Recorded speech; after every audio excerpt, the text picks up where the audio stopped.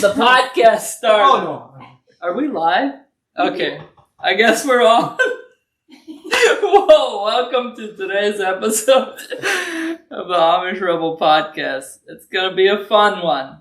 We got two, we've been called the Three Stooges before we went live, so Larry, Curly, and Mo. Why? So, we got Joseph back on, my nephew, and then we got Eli, Zook, my future nephew-in-law, soon to be married. Thank you for coming on today's episode. I appreciate you having me on. Really appreciate you coming on. Thank you, Joseph, for coming on. Thank you. Yeah. Thanks for that. I was just wondering. The crowd. I was just wondering if I'm not gonna get welcomed on or not. Because you were kind of. Well, you kind of just plop yourself on the couch and make yourself at home. But that's all right. Now we're gonna ask you questions. Well, I was kind of relaxed here, and you guys just set cameras up, so I figured, I'll just be part of it. That's perfect. So, what do you want to share with the audience today? What am I supposed to share? Is that put it right on the spot? Yeah. Is that stuttering you were talking about? No, something that I wanted to talk about is I actually wanted to hear a little bit of Eli's story on how he left, because Eli actually left at the age of 16, for those of you that don't know. And if you're tuning in for the first time, I just want to say thank you for watching this episode, and I hope you enjoy it. I hope you learn something about the Amish community, and I hope you leave your comments. We would love to make videos off of your comments if you have questions about the Amish. This is where hopefully you'll find that information. We continue to put out new videos talking about the different rules within the Amish community, and also we've been documenting a lot of stories about how we leave the Amish, how we get out of the community. And so today that's what we're going to talk about. Eli will share some of his story on how he left the community, and then hopefully we will get some entertainment out of Joseph, as we already have. And so if you don't mind sharing, Eli, what was your journey like up to the point of leaving? I've asked in the past some guests that have come on, tell me about how it was for you to plan out your leaving. So going from, let's say, initially when you decided to leave, at what age, and then also the details of how you made the plans to leave. Was it 2 days before? Was it 2 weeks, 2 years? How old were you when you decided that you really wanted to leave the Amish and get out of the community? So I would say probably at 10, I started thinking about it. 10 or that 12. Young. Okay. Yeah, because around that time I found out that my dad had left. For a couple years. You mean he had left when he was a teenager? When he was a teenager? Okay. So, yeah. And, I just thought about it up till 15 and, trying to figure it out, reading books and imagining my life, if I was Amish versus if I'm not. Around 15, I made the decision to leave. And then at 16, almost 17, I was like, I'm not sticking around any longer. It's a waste of time. Now, looking back, I regret leaving at a young age like that, because I think it hurt my parents more than it would have if I would have waited till I was 18 or 20 or something. But yeah, made the decision. When you say it hurt your parents, let me back up a little bit. For those of you that aren't aware, when he talked about his dad leaving, he's saying that his dad left when he was a teenager and then he went back to the Amish and ended up getting married, and then they had kids, and Eli was one of those kids. Actually, Eli was the oldest, right? Yep, that's right. So when you found out that your dad had left when he was a teenager, that's when you decided that you may want to leave. It sparked the idea. Gotcha. And a couple of us, like, buddies and stuff, you talk about stuff like that. Yeah. Like a lot of my second cousins, I think, left as well. They used to live, they were like neighbors and stuff. And we used to talk about it, and somehow it leaked out that, because my dad didn't tell me that he left, it's supposed to be a secret. Oh, okay. So it kind of got leaked out somehow that I found out. And that, I don't know. I mean, I probably would have left anyway, but that was kind of the initial spark, the idea, I guess, or gotcha. I started seriously thinking about it. So the other thing that you mentioned that's very uncommon is that you kind of wish you wouldn't have left at 16 because it really hurt your parents, and that's not typical, because typically you don't have a very good relationship, like a close relationship with your parents. Exactly. But in your case, growing up Swartz and Trooper Amish, you actually had a good relationship with your parents. Yeah. And do you still have a good relationship? Yeah, or? I think so. I mean, for the most part. Okay. But, if I would have left at 8, the thing was leaving at 16 is it was so unexpected. They didn't see it coming at all. Because I wasn't like a rebel, like most of them were. I kept my stuff. You're on the Amish Rebel. I know. I wasn't a rebel either. I mean, I was a rebel, but not just open. For the record. Just for the record, I was not. I was. Very funny. I've heard your story. I can be a witness that that's a lie. Or that's misspoken, let me clarify. Okay, maybe I did overstep some rules here and there. Forgot some stuff. Well, you definitely, as they say, sowed your wild oats after you got out. After I got out, I did a little bit more. Yeah. So, you left when you were... talk to me about what it was like planning to leave, and then, following the time up to leaving, and, what were the details and actually leaving? So how did you do that? The start of, the finalization of it was when I got a phone. Because then I started owing my buddy on the outside phone bills. So I racked it up to $600 or something. I couldn't pay it. So that was another thing. Oh, wow. How old were you when you got a phone? Probably 14, but that it didn't have a plan. Wow. Okay. It was like a music phone, and then 15 or 16, I got one was a plan. I had it for close to a year. And then, I had a phone and basically just text up your buddy. They were always trying to convince you to leave. Earlier the better. Yeah. Because you get lonely on the outside without your buddies and stuff. So, yeah. Close. So then you texted your buddy on a weekend, and you just said, hey, I'm ready to leave, or was it during the week? Or? It was probably a week before I texted him. Okay. Just a heads up, because he was hauling furniture out west, and then he stopped in on the way. Because I used to live in Nebraska when I was That's Amish. so wild. And he stopped in to pick me up, and I remember when they did that.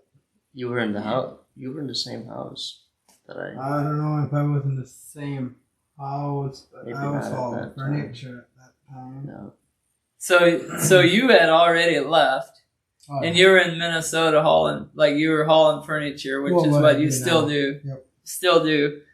But then whoever your buddy was also hauling furniture, and he just swung by your parents' place on the way out to deliver a load? On the way home. On the way back from delivering So it was 8 or 10 hours to where he lived, and then, So to kind of give you guys an idea for those of you that may be listening out of the country or even within the country, a lot of the Amish furniture is built in Ohio, Indiana, Ohio, and Pennsylvania.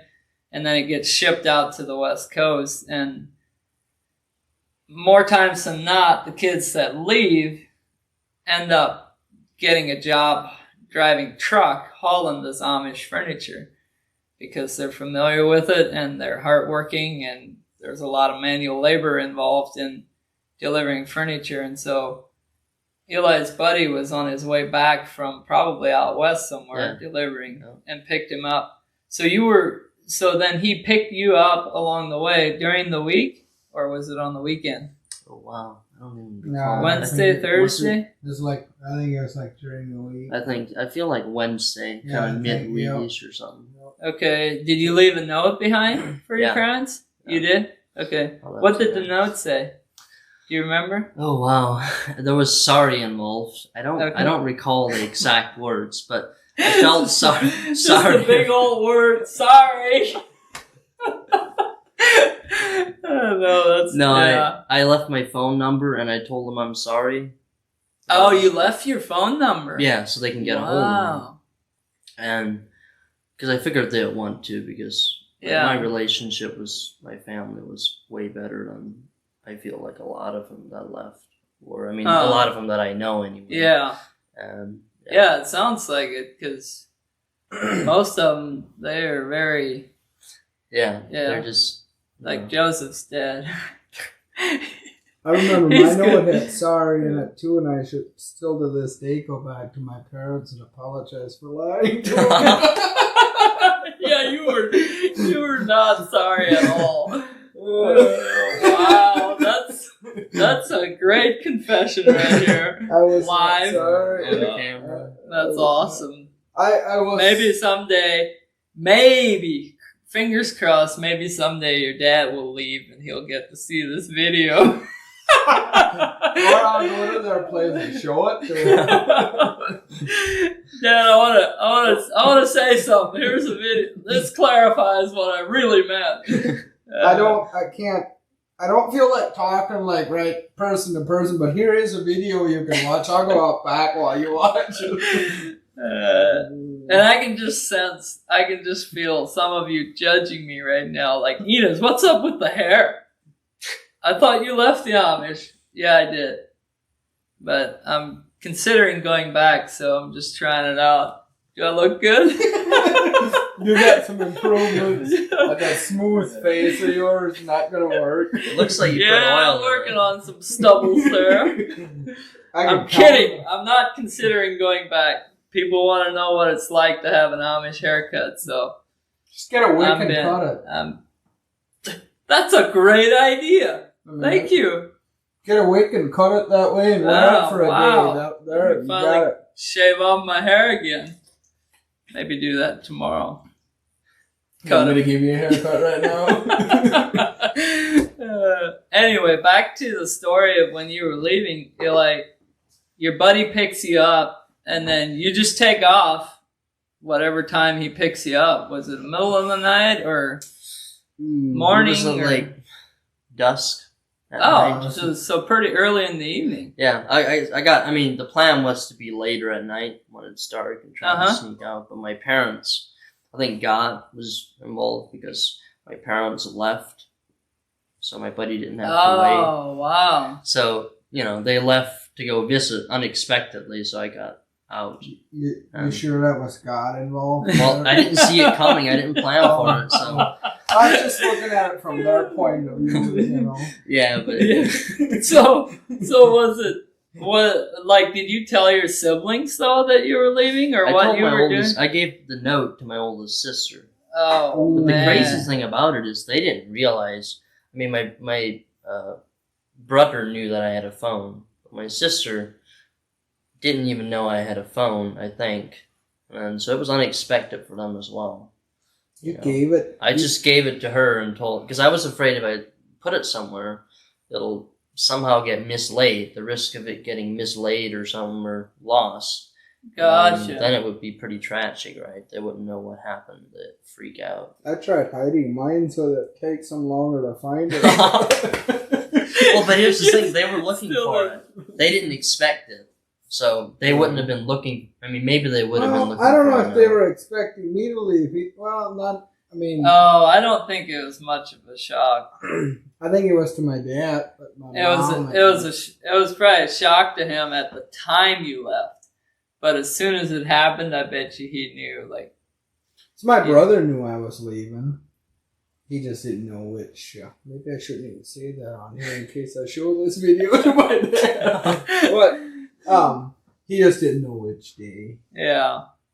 So then you left. Did your sister realize that you're leaving the Amish?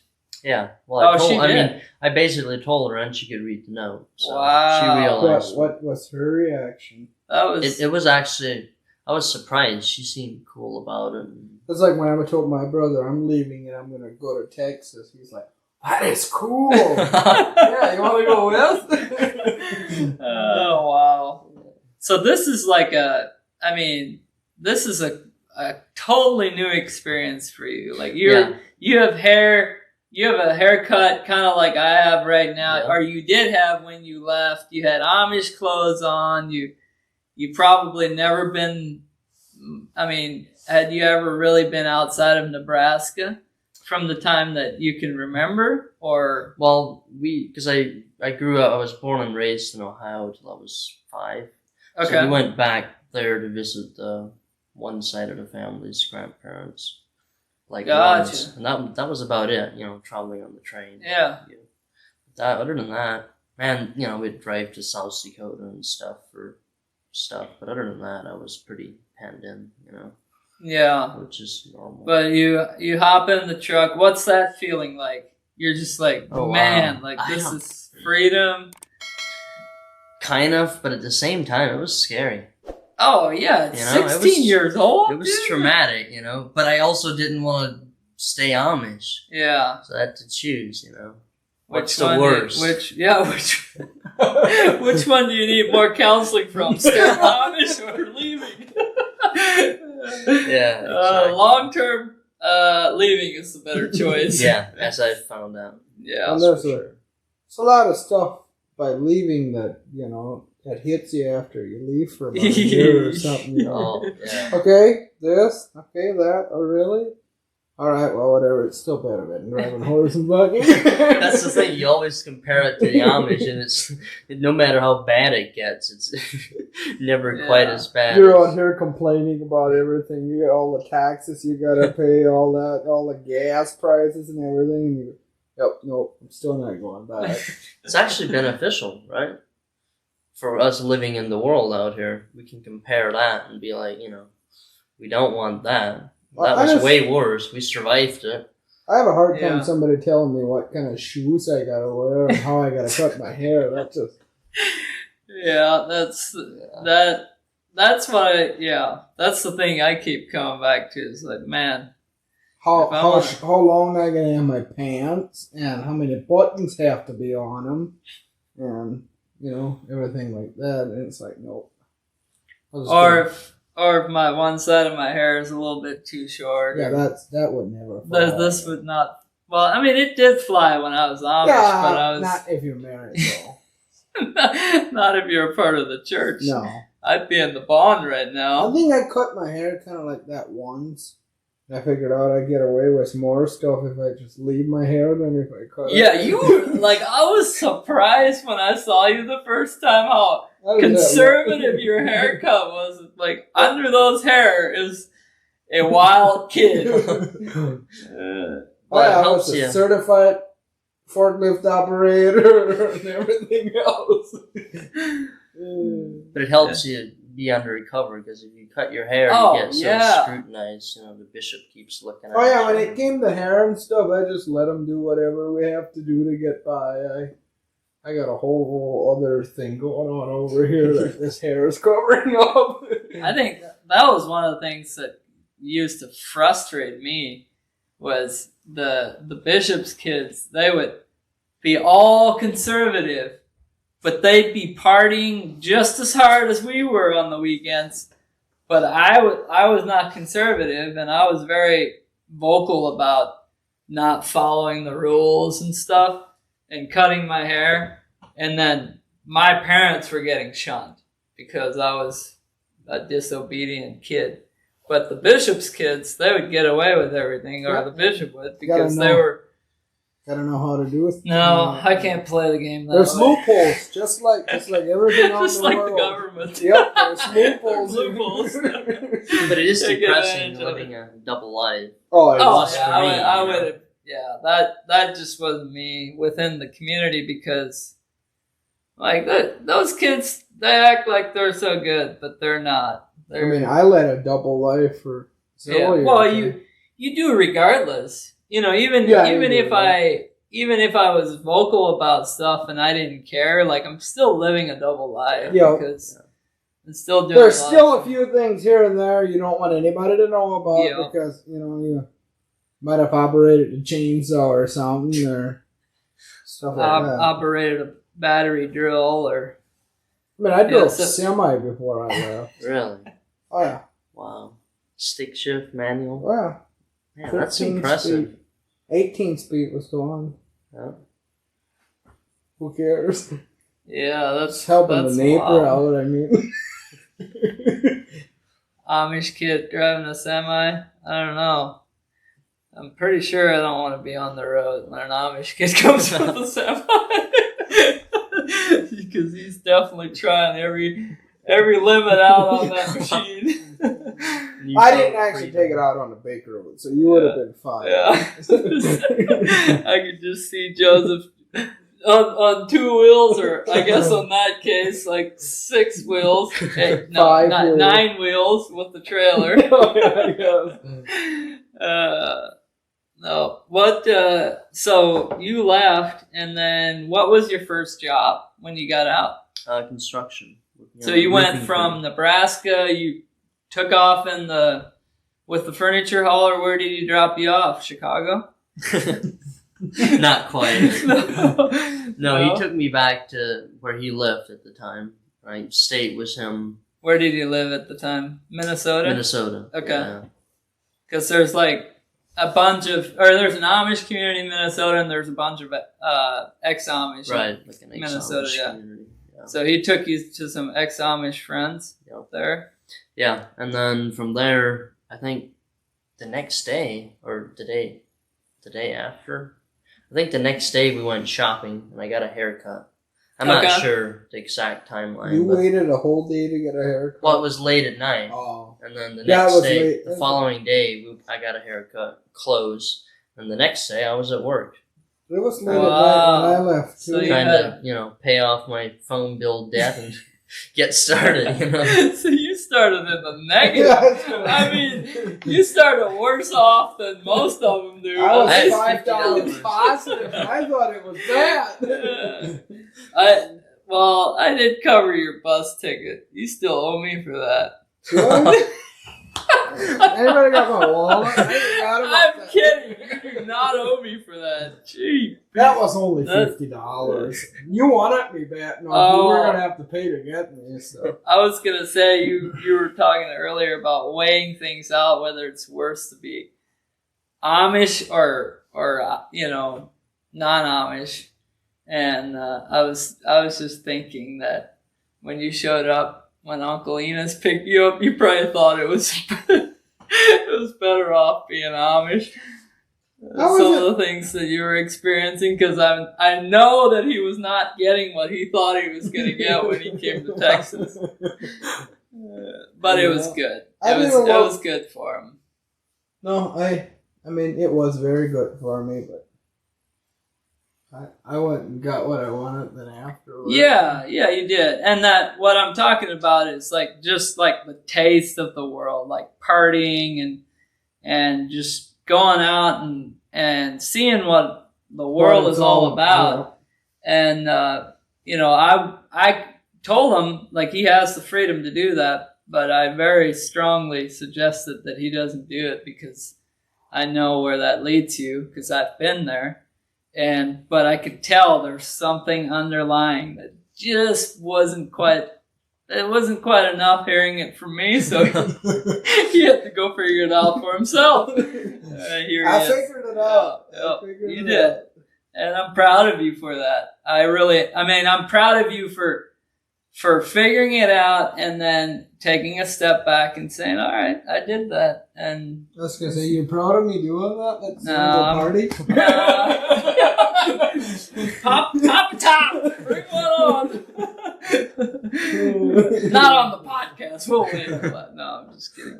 Well, so you left. You started working like 2 days after basically 2 days after you left. Right.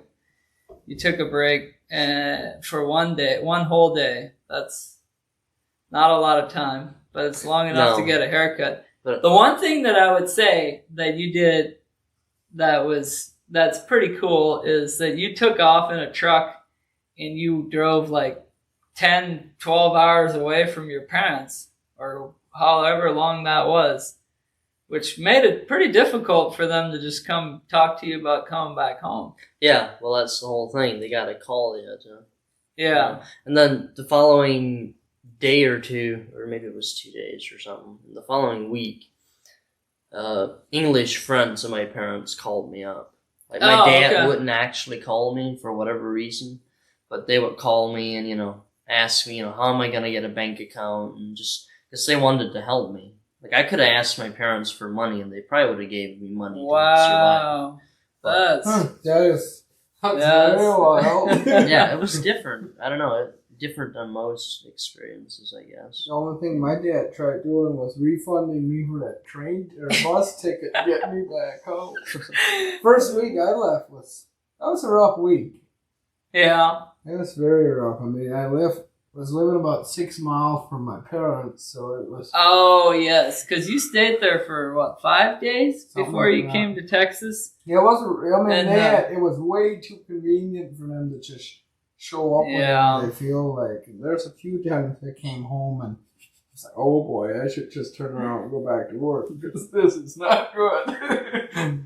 Yeah, that makes it tough. And most kids stay close to the community, and that, I guess, I want to point out for the audience, because some people may have the question like, well, why would you want to leave your parents, or why would you want to move away? And it's simply just because get away from everything. Yeah, get away from everything, and your parents can't come convince you. In your case, they tried to convince you to come back home. And as long as you're close enough for them to conveniently come see you, they can just come and try to convince you to come back home. I mean, after I moved down here, I had no issues. They never did show up in the horse and buggy. They didn't even write letters? I got a few, yeah. They write me letters, but I was terrible at writing back. And for a while there, they sent me letters, I wouldn't even read them. I just threw them away.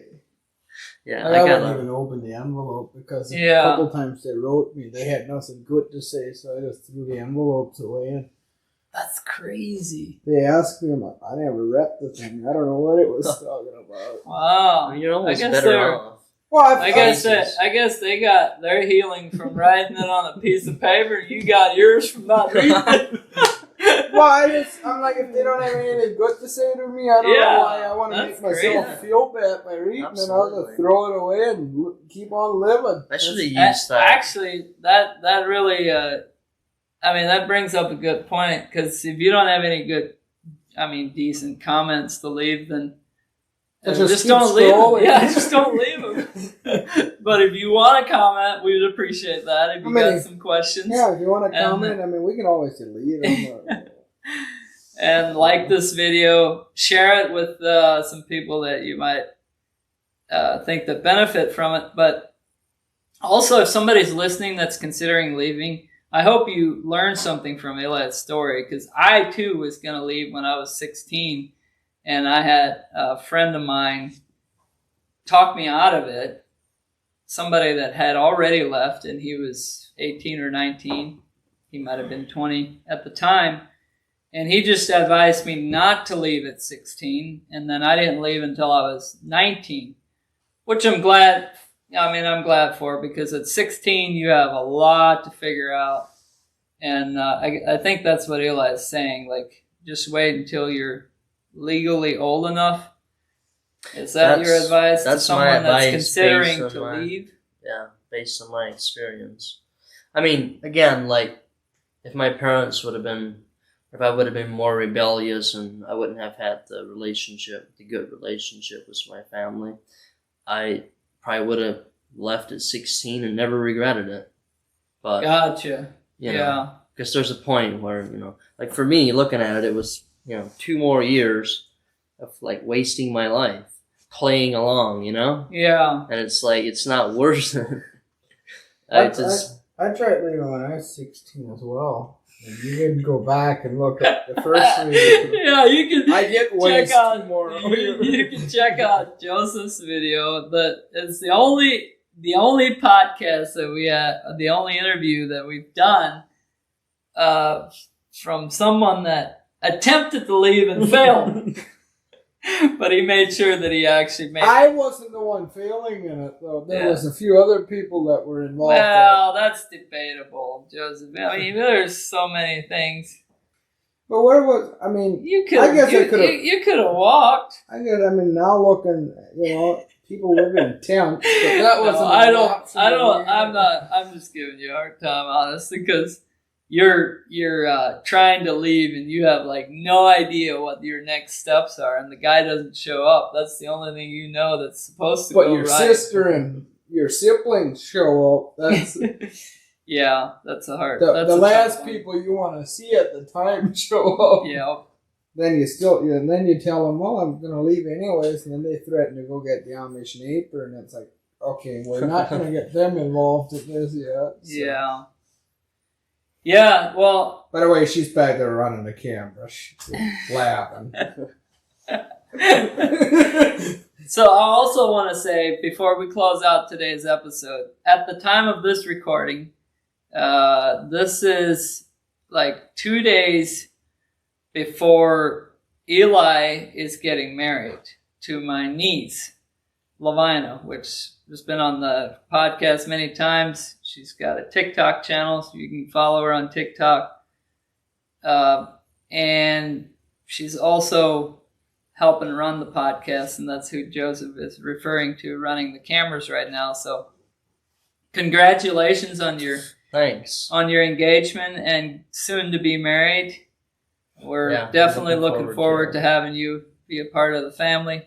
And I know everybody's just been waiting for this interview because of what your fiance Lovina has been saying online. So I hope you all enjoy it. And I think that's going to wrap it up for today's episode. We're going to have Eli back on. He doesn't know it yet, but he does now. And then we'll have Joseph back on because this has been really fun. But I have a family and I get to go spend time with them. And so please like and subscribe and share this video. One last thing. You want to say? So you can go out and we'll finish it for you. Yeah, that day is coming real soon. So anyway, we appreciate you guys. We really do appreciate all the support and love that you guys have shown. Our channel continues to grow, and we're grateful for that. And so with that, we will see you in the next video.